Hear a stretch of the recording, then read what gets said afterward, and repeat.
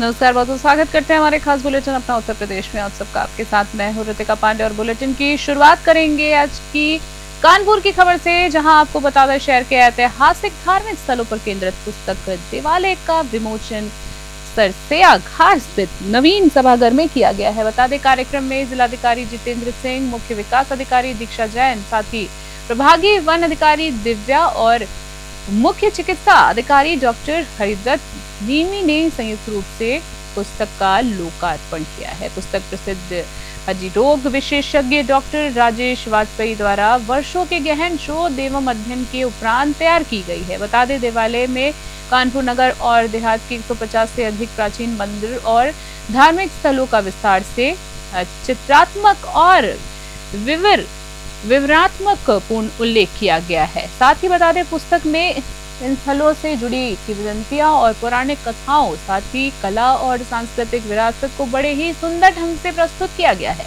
लेखक डॉक्टर वाजपेयी ने बताया है कि नगर के उपेक्षित धार्मिक स्थलों की ऐतिहासिक महत्व को जन जन तक पहुंचाना उनकी वर्षों पुरानी अभिलाषा थी। दिवाले उसी संकल्प का साकार रूप है। कानपुर से विशाल सैनी की खास रिपोर्ट। हाँ, हमारे जो एक शासकीय अस्पताल है उर्सुला का, उन्हीं के एक डॉक्टर हमारे डॉक्टर राजेश वाजपेयी जी, जो वैसे हड्डी रोग विशेषज्ञ हैं, उन्होंने कानपुर शहर की जो पौराणिक सांस्कृतिक सामाजिक विरासत को संजोकर एक पुस्तक लिखी है, जिसमें कि बहुत सारे जो प्रमुख मंदिर हैं इस जनपद के, जो कि बहुत पुराना शहर हमारा है कानपुर, और बहुत सारी पौराणिक कथाएं हैं, तो उन पौराणिक कथाओं का संज्ञान लेते हुए और जो ऐतिहासिक साक्ष्य या किंवदंतियों को मिलाते हुए जो तथ्य सामने आए हैं उसको संकलित करने का इन्होंने प्रयास किया है। जब हमने इस बारे में सर्च करना शुरू किया था कि कानपुर में मंदिर की, पहले हमारी जो विचारधारा थी कि कानपुर नया शहर है, यहाँ पे मंदिरों का अभाव होगा, लेकिन जब सर्च करना शुरू किया तब मालूम पड़ा कि यहाँ पे मंदिर, कई सारे मंदिर हैं। फिर उनको हमने उनके सबके बारे में जानकारियां एकत्र की और उनको फिर अलग अलग उसमें विभाजित किया, जैसे आर्कियोलॉजिकल इंपॉर्टेंस के मंदिर कौन कौन से हैं, धार्मिक इंपॉर्टेंस के मंदिर कौन से हैं, पौराणिक इंपॉर्टेंस के मंदिर कौन से हैं, इस तरीके से सबका अलग अलग विभाजन किया। खबर आ रही है जहां आपको बता दें समाजवादी पार्टी की महिला जिलाध्यक्ष ने मर्ज किए गए प्राथमिक और उच्च प्राथमिक विद्यालय को पुनः खोलने की मांग को लेकर राज्यपाल के नाम ज्ञापन सौंपा है। उन्होंने सरकार की नीतियों का विरोध करते हुए कहा है कि जबरन स्कूलों का विलय न केवल बच्चों की शिक्षा को प्रभावित कर रहा है, बल्कि लाखों रसोइयों को भी रोजगार से वंचित कर रहा है। ज्ञापन में उन्होंने मांग की है कि प्रदेश में दर्ज किए गए सभी स्कूलों को तत्काल प्रभाव से पुनः खोला जाए और रसोइयों को पुनः बहाल कर सम्मानजनक मानदेय प्रदान किया जाए। उन्होंने ये भी कहा है कि आश्रय कानून के तहत हर बस्ती में 1 किलोमीटर के दायरे में प्राथमिक विद्यालय और 3 किलोमीटर के भीतर उच्च प्राथमिक विद्यालय की व्यवस्था सुनिश्चित की जानी चाहिए। उन्होंने चेतावनी दी है कि यदि सरकार ने शीघ्र कदम नहीं उठाए तो समाजवादी पार्टी इस मुद्दे को लेकर पूरे प्रदेश में आंदोलन करेगी। शाहजहांपुर से मोहम्मद सलीम की खास रिपोर्ट।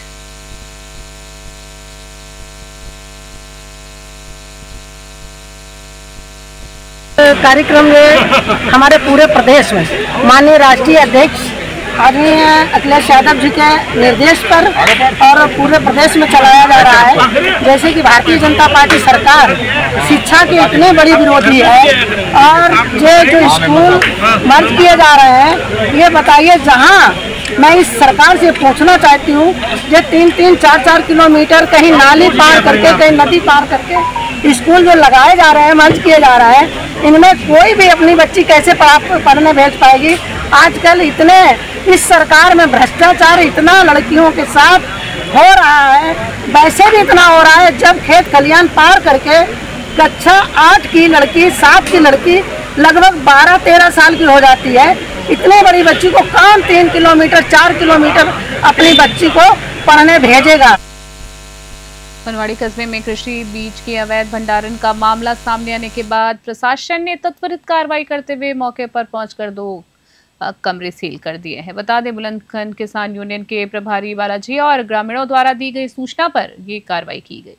बताया गया है कि कृषि विभाग के बीजों को एक निजी मकान में अनधिकृत रूप से रखा गया था। साथ ही आपको बता दें अनधिकृत रूप से रखे जाने के बाद सूचना मिलते ही थाना पनवाड़ी से सब इंस्पेक्टर राजेंद्र यादव और नायब तहसीलदार अभिषेक मिश्रा मौके पर पहुंचे। जांच में सामने आया कि मकान आजाद सिंह नामक व्यक्ति का है, जो इस समय राज्य से बाहर है। बता दें, मकान का कुछ हिस्सा विनोद सिंह नामक व्यक्ति ने किराए पर ले रखा है। ग्रामीणों ने बताया है कि मकान के 2 कमरों में अवैध रूप से बीज रखा गया है, जिसकी चाबियां मकान मालिक के पास है।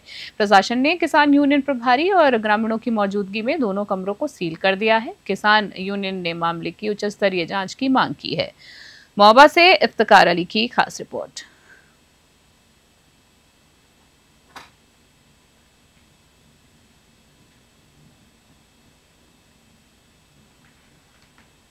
खबर देख रहे हैं, जहां आपको बता दें, ड्यूटी के दौरान अचानक सीने में दर्द उठने से एक होमगार्ड की मौत हो गई है। घटना के बाद परिवार में कोहराम मच गया है। बता दें, सूचना मिलते ही पुलिस मौके पर पहुंची और शव को कब्जे में लेकर पोस्टमार्टम के लिए भेज दिया है। मृतक की पहचान रकूम पाल के रूप में हुई है, जो थाना निगौली कला में तैनात थे। बता दें, मूल रूप से थाना पिलुआ क्षेत्र के गांव नगला गुलर के निवासी बताए जा रहे हैं। पुलिस के अनुसार रकूम पाल थाना से होमगार्ड कमांडेंट कार्यालय की ओर जा रहे थे, तभी रास्ते में उन्हें अचानक सीने में तेज दर्द उठा। उन्हें तत्काल एटा मेडिकल कॉलेज ले जाया गया, जहां डॉक्टर्स ने उन्हें मृत घोषित कर दिया। पुलिस ने शव को पोस्टमार्टम के लिए भेज दिया और आगे की कार्रवाई जो है वो लगातार की जा रही है।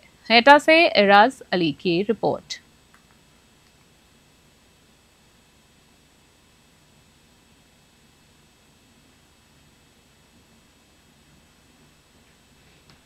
और खबर देख रहे हैं, जहां बता दें, जुगेल थाना क्षेत्र अंतर्गत ग्राम पंचायत सोमिया टोला सिर हवा में बुधवार दोपहर एक युवक ने फांसी लगाकर आत्महत्या कर ली।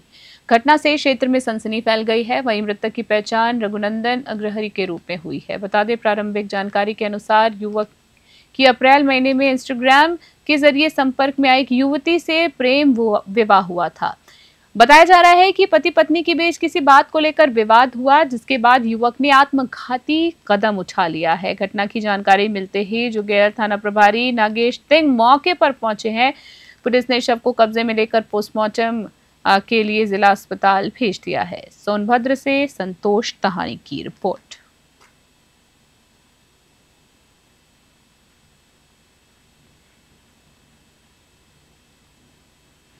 उत्तर प्रदेश सरकार द्वारा युवाओं को आत्मनिर्भर और आर्थिक रूप से सशक्त बनाने की दिशा में एक बड़ा कदम उठाया गया है। मुख्यमंत्री योगी आदित्यनाथ द्वारा शुरू की गई मुख्यमंत्री युवा उद्यमी विकास योजना के तहत प्रदेश के शिक्षित बेरोजगार युवक युवतियों को बिना ब्याज और बिना गारंटी के 5 लाख रुपए तक का ऋण दिया जा रहा है। बता दें, हमारे संवाददाता SN यादव ने इस योजना को लेकर LGM मिर्जापुर आनंद कुमार और उपायुक्त उद्योग वीरेंद्र कुमार से विशेष बातचीत की है। क्या कुछ कहा है, आइए आपको सुनाते हैं।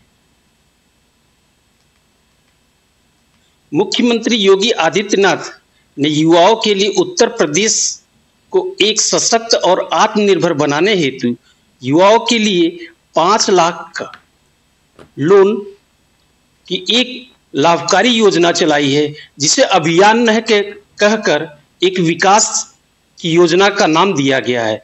इसका सिर्फ ये तात्पर्य नहीं है कि युवाओं को लोन देना, उन्हें आत्मनिर्भर बनाना, एंटरप्रेन्योर बनाना, जो कि शिक्षित बेरोजगार हैं।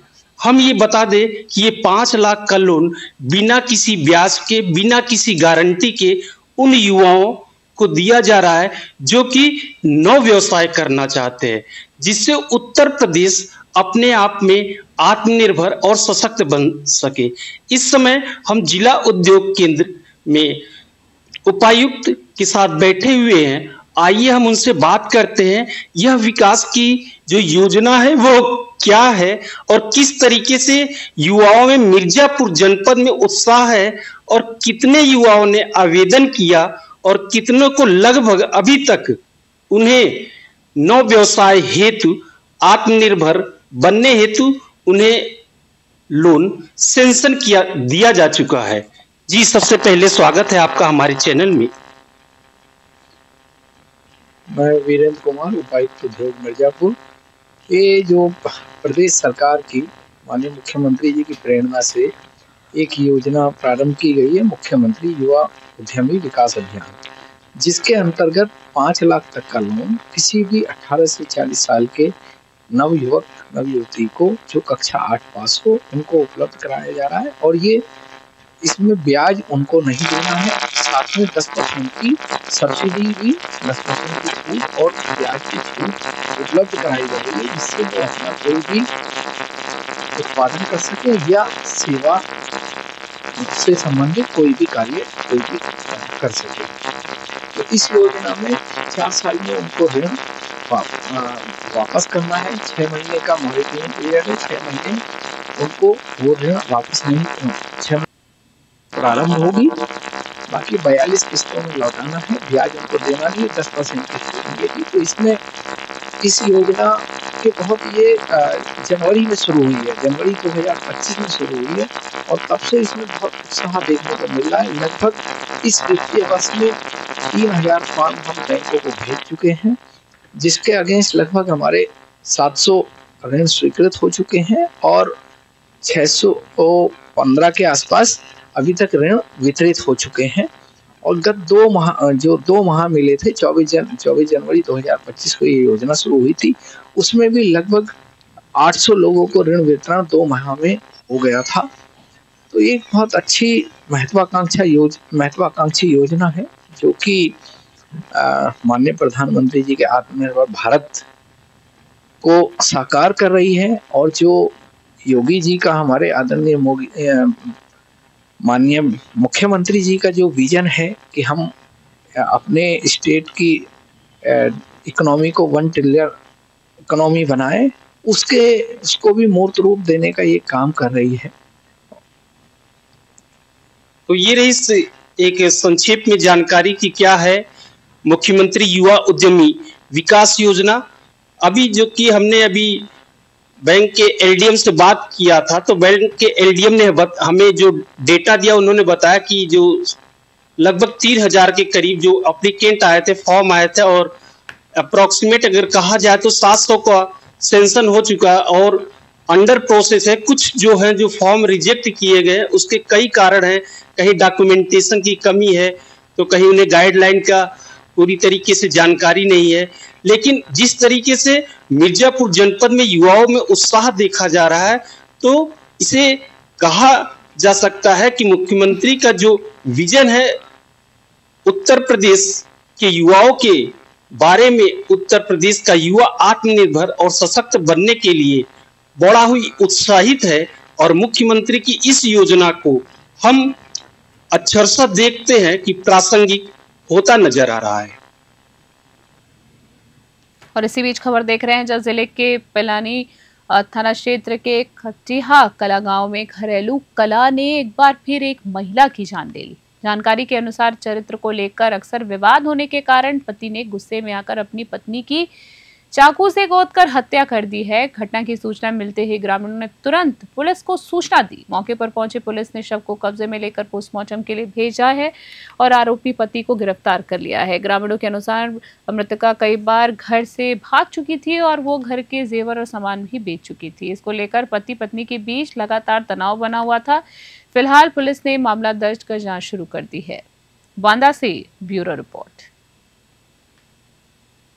आज दिनांक 24/7/2025 को सुबह ग्राम खपटिया कला थाना पैलानी क्षेत्रांतर्गत सूचना मिली कि धीरज उर्फ बजरंगी प्रजापति उम्र 36 वर्ष पुत्र श्रीपाल प्रजापति ने अपनी पत्नी शोभा उम्र करीब 32 वर्ष को घरेलू कलह को लेकर चाकू मारकर हत्या कर दी। सूचना प्राप्त होते ही त्वरित रूप से कार्रवाई करते हुए शव का पंचायतनामा करने के उपरांत पोस्टमार्टम हेतु भेजा जा रहा है। अभियुक्त पति को हिरासत में ले लिया गया है। अग्रिम विधिक कार्रवाई की जा रही है। निगोई थाना क्षेत्र के पथराजपुर गांव में उस वक्त हड़कंप मच गया जब एक तेज रफ्तार कार ने ट्रैक्टर को जोरदार टक्कर मार दी। टक्कर इतनी जबरदस्त थी कि ट्रैक्टर के परखच्चे उड़ गए और कार भी बुरी तरह से क्षतिग्रस्त हो गई है। हादसा पथराजपुर भट्टे के सामने हुआ है, जहां बीसलपुर की ओर से आ रही कार ने सामने से आ रहे ट्रैक्टर को टक्कर मार दी। गनीमत रही कि इस दुर्घटना में कोई घायल नहीं हुआ है। हादसे के बाद कुछ समय के लिए यातायात बाधित हो गया था, लेकिन राहगीरों और आसपास के लोगों की मदद से सड़क से वाहनों को हटाकर यातायात फिर से चालू कर दिया गया। शाहजहांपुर से मोहम्मद सलीम की रिपोर्ट।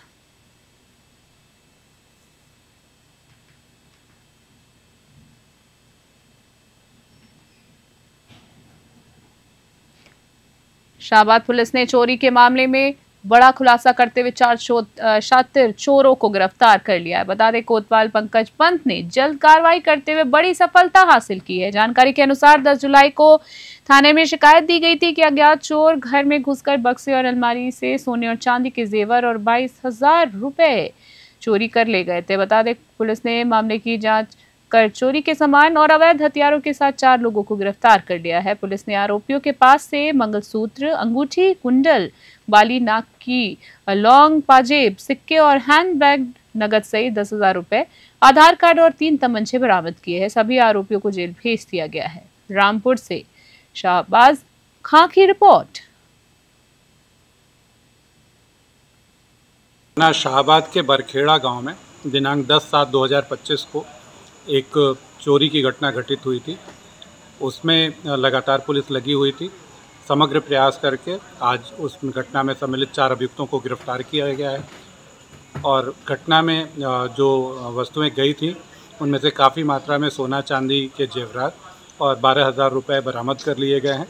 गिरफ्तार अभियुक्तों के कब्जे से 4 तमंचे, कारतूस वगैरह बरामद किए गए हैं। विस्तृत पूछताछ की गई है। इनका और कौन कौन सी घटनाओं में शामिल हैं इसके बारे में पूछताछ की जा रही है। विस्तृत विवेचना में जो भी अन्य तथ्य प्रकाश में आएंगे उनके आधार पर अग्रिम कार्रवाई की जाएगी। गांव अमरगोजा में 2 पक्षों के बीच पुरानी रंजिश को लेकर जमकर मारपीट हो गई है। लाठी डंडों से हुई इस भिड़ंत में दोनों ओर से 3 लोग गंभीर रूप से घायल हो गए। बता दें सूचना पर मौके पर पहुंची कोतवाली देहात पुलिस ने घायलों को मेडिकल कॉलेज में भर्ती कराया गया है, जहां सभी का इलाज चल रहा है। बताया जा रहा है कि दोनों पक्षों के बीच पहले भी कई बार विवाद हो चुका है, लेकिन प्रशासन की ओर से समय रहते सख्त कार्रवाई न होने से हमला फिर भड़क गया। पुलिस ने दोनों पक्षों की तहरीर लेकर मामले में आगे की कार्रवाई शुरू कर दी है और जांच पड़ताल जारी है। गाँव में तनाव की स्थिति को देखते हुए पुलिस बल तैनात कर दिया गया है। एटा से राज अली की रिपोर्ट।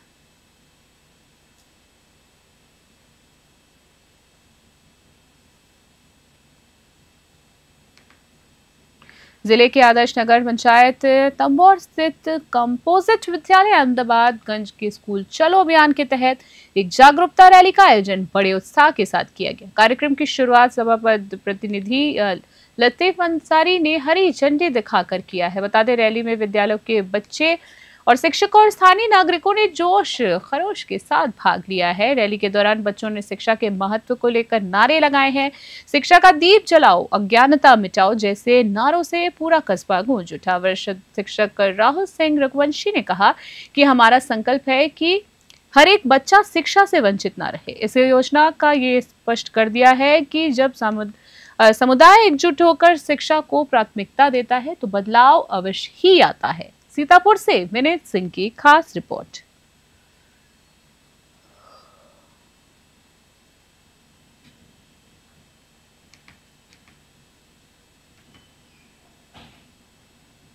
खबर देख रहे हैं जहां आपको बता दें बलरामपुर जिला अब सिर्फ एक सीमावर्ती क्षेत्र नहीं रहा बल्कि धीरे धीरे देश के आंतरिक सुरक्षा के लिए गंभीर चुनौती भी बनता जा रहा है।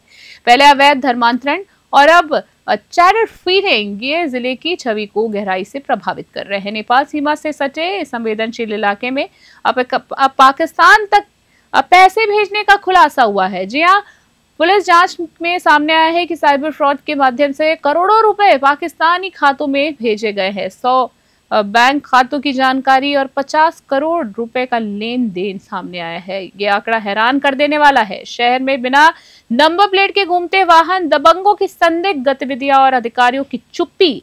क्या हम किसी बड़े हादसे का इंतजार कर रहे हैं? इस बीच सरदेवाड़ी में जिला कारागार से सादी वर्दी में कैदियों को चुपचाप ले जाना भी कई सवाल खड़े करता है। जब परिजन कैदियों से मिलने आए तो उन्हें रोक दिया गया और पुलिस चुपचाप स्कॉर्पियो में कैदियों को लेकर चली गई। ये पारदर्शिता है या सत्ता का दुरुपयोग है? बलरामपुर से राहुल रतन की खास रिपोर्ट।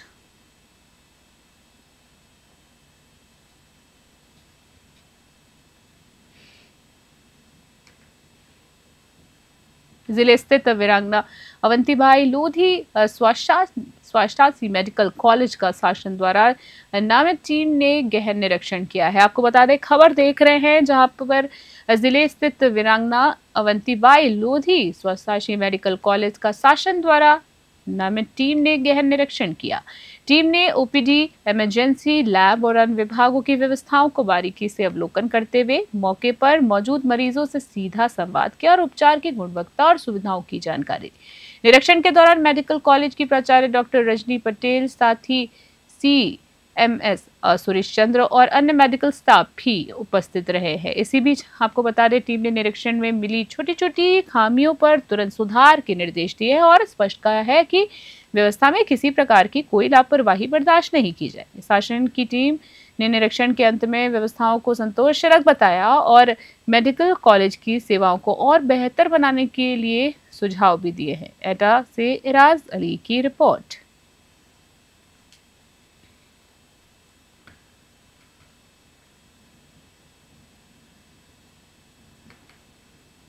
उत्तर प्रदेश शासन के निर्देशानुसार एक टीम, जिसमें मैं मेरठ से और डॉक्टर सौरभ ग्रेटर नोएडा से आए हैं, निरीक्षण के लिए शासन के द्वारा भेजे गए हैं। उसके अनुरूप निरीक्षण चल रहा है। तो कैसी क्या व्यवस्था मिली? धन्यवाद।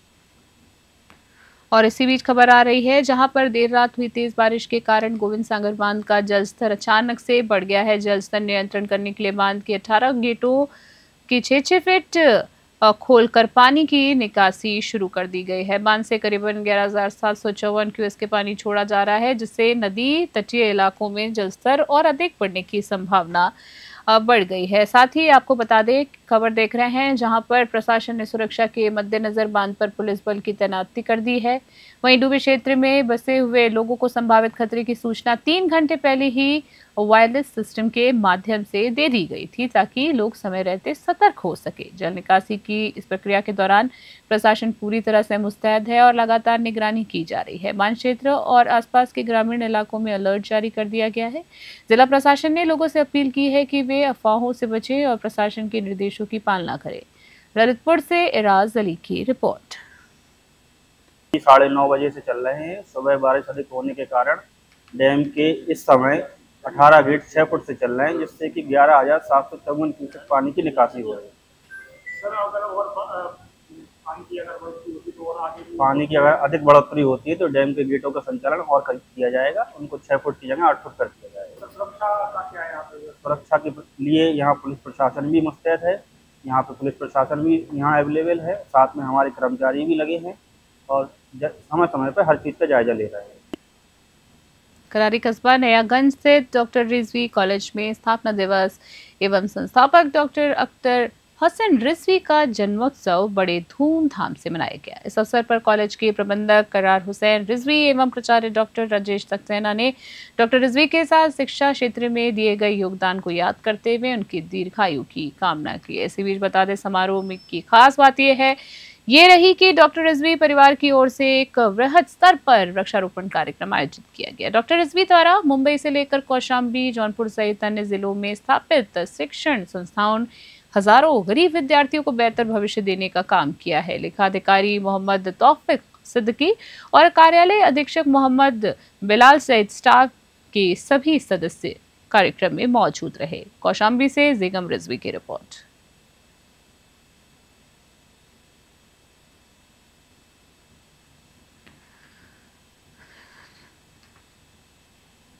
फतेहगंज पश्चिम क्षेत्र से एक चौंकाने वाला मामला सामने आया, जहां आपको बता दें, जहां चेन्नई निवासी एक युवती ने इंस्टाग्राम पर दोस्त बने युवक पर धोखा देने का आरोप लगाया है। पीड़िता ने बताया है कि कुछ समय पहले उसकी इंस्टाग्राम पर राजेश नाम के एक युवक से पहचान हुई। बातचीत बढ़ने पर दोनों में नजदीकियां बढ़ी और राजेश चेन्नई जाकर युवती से मिला। बता दें, उसने शादी का प्रस्ताव रखा, जिसे दोनों परिवारों ने भी मंजूरी दे दी। काफी समय तक साथ रहने और भविष्य के सपने देखने के बाद अचानक राजेश युवती को छोड़कर कहीं चला गया। युवती अब अकेली और मानसिक तौर पर परेशान चल रही। बता दें, न्याय की उम्मीद में वो बरेली पहुंची और कई अधिकारियों से गुहार लगाई, लेकिन अब तक कोई समाधान नहीं मिल सका है। वहीं थक हार कर पीड़िता ने उत्तर प्रदेश के मुख्यमंत्री योगी आदित्यनाथ से न्याय की अपील की है। बरेली से पवन कुमार की रिपोर्ट।